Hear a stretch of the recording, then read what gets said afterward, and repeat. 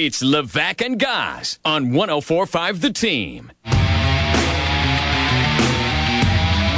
We have headlines coming up. We'll do those in just a little bit, but right now we're very happy to be joined by Coach Moss from the Arena Football League team. Coach, is it weird? Like, I don't know. Like, I know you have an amazing history with Arena Football, but is it weird to be embraced before anybody knows what the name of the team is? Well, this is really kind of how this. I mean, I've never been in a situation where it's been done this first class. I mean, this is really something else. The night they had when they announced the team was at the arena was something else, and then this place here at the Palace Theater is this is awesome. This is really going to be quite an event. So, but there's always kind of a build up. I mean, this is very common. Yes. For those that may not know, take us through the process of how you ended up being a coach for the now Albany Arena Football team. Well, I was the head coach in Jacksonville, a team that's no longer in this league, and Coach Keefe was the head coach in Orlando, so we were rivals, and but we both had a lot of respect for each other. And I'd lost my job in Jacksonville, and the day after I lost my job, he was really one of the first ones to call me, and he said, maybe at some point we can get together. I'd love for us to coach together. And I said, yeah, sure. Now that was a couple years ago, and when he got this job. When I found out about the team, I started calling around, finding out who the owners were going to be, trying to find out. I couldn't find out anything. And then, Coach Keefe had called me and said that he got the head coaching job, asked me if I was interested. And there was not even a question. I said, absolutely, let's go. I'm excited to pair with him. We got a great staff. This is a great organization. I'm very excited. I mean, this is going to be something very, very special. And I've been fortunate. I've been a part of some very special teams in the Arena Football League history, the Orlando Predators, and so. But this has the same feel, if not better. I told people that I've known for a long time in this. I believe that this is going to be bigger than any other franchise in the history of this league. Just wow. Because it's coming back at the right time. This was such a storied franchise. I mean, I was coaching the league in 1990 when this franchise, and we played here every single year. I coached against the Firebirds, the old Firebirds, in the championship game in 1999, and the fans here were as good as any place in the league. And in Orlando it was the same way, sold out house every single night. Rabid fans just loved it. And now it's been gone long enough, and we're going to put a winner on the field. We're going to win. I mean, we're going to win big. We're going to have a chance to win the whole thing, and it's going to be very special here. I mean, this place is going to be unbelievable. We got Coach Les Moss with us right now. Coach, you're a four-time Arena Bowl champion, 1998, 2000, and 2011 when you were the head coach for Jacksonville. How has the game changed? Because when we watch the NFL, it's almost impossible to play defense in the secondary and this, that, and the other thing. And you're a defensive-minded guy. You've also coached tight ends and whatever. How for those of us who haven't seen since the Firebirds left, how has Arena Football changed?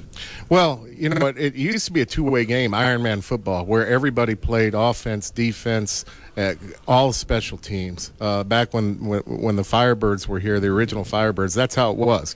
You had offensive linemen that were covering kickoffs, defensive linemen that were turning in offensive linemen and protecting for the quarterback. The only players that didn't go both ways were the quarterback and another offensive specialist, which was usually a receiver, and then two defensive backs normally that took their place. So you had six guys that were playing both ways. And you had to find a unique athlete. We didn't have the big, huge – back then we didn't have the big, huge offensive linemen, the 6'6", 6'7". You had to get defensive linemen, bigger defensive linemen, and teach them how to play offense because, they could rush the passer, and then you could teach them how to get in front of somebody and block, for 2 or 3 seconds until the quarterback could get the ball off. Then the league changed after the 2006 season. We went to the single platoon, and so then you started seeing the true offensive linemen come in. And now we'll have the 6'5", 6'6", 6'7" offensive tackle types, 340 pounds, because they don't have to turn around and rush a passer. And you can get the smaller defensive ends that are faster because they don't have to now get down and block a defensive lineman. And, you had wide receivers that had to play defensive back and defensive back that had to play wide receiver. Now you always have three great receivers going down the field, and you have 3 good DBs trying to cover him, but it's a different game now. You notice the scoring is a lot higher now. The quarterback play is a lot better now. I mean, the game's more refined to an offensive and defensive, true offensive and defensive attack instead of the players knowing the whole game and having to play the whole game. Do you lose any of the speed that way? I mean, like you said, when you got the big guys out there now, or is it just a better product all the way around? Well, it's according to, I mean, the purists of arena football say, well, the Iron Man game was because the offenses are so powerful, you don't have a lot of field goals. You don't have, I mean, you're trying to score on, if you get 10 possessions a game, you're trying to score 9 or 10 of those possessions, because if you don't, there's a good chance you're not going to win, especially against the top teams. Where before, if you had 8 or 9 possessions, as long as you scored a touchdown on 5 of them or 6 of them and kicked a couple field goals, you'd be fine. Now coaches, the strategy is we don't kick field goals. We go for it on 4th down, because if they get the ball at the 10, what's the difference if they get the ball at the 10-yard line or if they get the ball at the 25-yard line, midfield? There is no difference. I mean, the field shortens, the field condensed. We didn't kick as many onside kicks then, but the game has evolved. The strategies have evolved as far as coaching. Now, the clock management at the end of the first half, clock management at the end of the game. You're trying to get the last possession, whether you take the ball to start the game or defer to the second half. I mean, there's a lot of different strategies that have just evolved. And, it's the natural maturization of the game. As far as the complexity and strategies, they're a lot more in-depth now than they were. But that's just, that's natural evolution of the game. We got Coach Les Moss with us right now, getting ready for the unveil of the team name, and very excited right here on 104.5 The Team. Yeah, you're talking about strategy. You're talking about evaluating talent. The next step for you guys is going to be this open tryout over the weekend. And I know a lot of changes have happened across the league, but what are you looking for when it comes to a player for the opening tryout here in the Capital Region?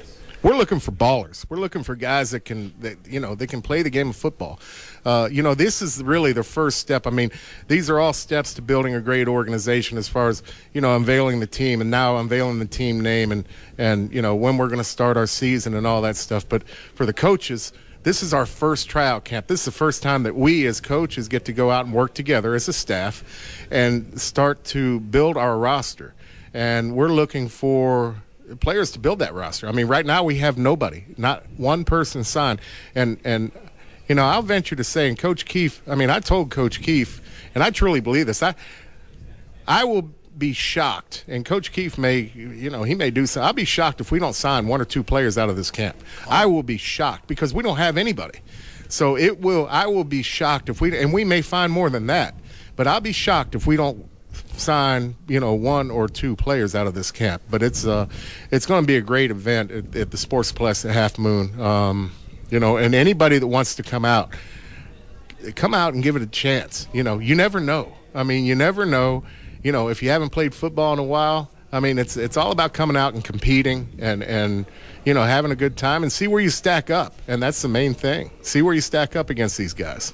Coach Les Moss with us right now. Getting you can hear a fire. I was going to say, can we go still? I think we can do it. If Coach needs us, they haven't signed anybody yet. We're still available. I'm fat and old. I have to drop a few tons. I take down a buffet with you, Coach, but I don't know about take down an offensive or defensive lineman for you. So that's next, and then we've got actually some of the local guys like Jordan Canzeri and everybody who have made it to big college programs who are going to be in town for this. And you say you're going to have some guys make it from there. What's their chances now with, we've got some of the other teams in the league taking a year off, doing some things.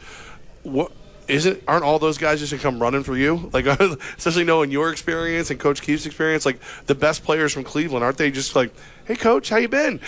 Well, the game of arena football every year is a new year, and you always have players that haven't played the game that come in and are able to, skill-wise, that are able to match what the older guys have done. They may have the experience, but when they come in, a veteran comes in, he may feel like, there aren't so many teams. It's going to be, and he'll slip up, and then one of these young guys who are very talented. I know exactly who you're talking about with Jordan. He was a heck of a player at Iowa, And you know, there are a few players around here that we're excited to take a look at in person. We've seen them on film, but we want to see their explosiveness in person, and he's one of them. But there are some other players in the area that we're really excited to see, and it's about getting back on the field. It's about watching guys compete, and trying to put together a roster for a team that's going to be very competitive, and a team that this region is going to be very, very proud of. Very cool. Don't forget Wade Hanson's another guy that we're very fond absolutely. of. Yeah, sure Wade is going to be there. We know that Wade played at Virginia Tech. We've seen Wade. We knew that he played in several preseason games for the Steelers a couple years ago, and he was a final cut. And you know, we just want to see him move around a little bit. And but those guys are guys that are high on our board. We just want to see them. This is a process that we have to start, and we're excited to watch those two in particular. Coach Les Moss, we appreciate you making some time for us. We look forward to the big unveiling, and thanks for coming to Albany. You're going to be there first thing on Saturday now, right? Well, you know, I got to see what had happened. You know, listen, I know you'll appreciate this, because one of the first conversations you and I had was, all right, where are we hanging out? I got to do the 1-year anniversary of the beef jerky outlet. I've been asked to do that. Can you tell me where that is? Yes, 640 New Loudon Road in Latham, Coach. I'll make sure I set some bags aside for you. Okay. Yeah, all right. Coach, best of luck. Thank you so much.